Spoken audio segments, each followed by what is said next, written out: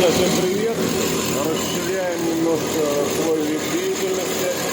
Осуществляем ремонт топливной аппаратуры Евро-3, то есть механические топливные насосы с электронным управлением.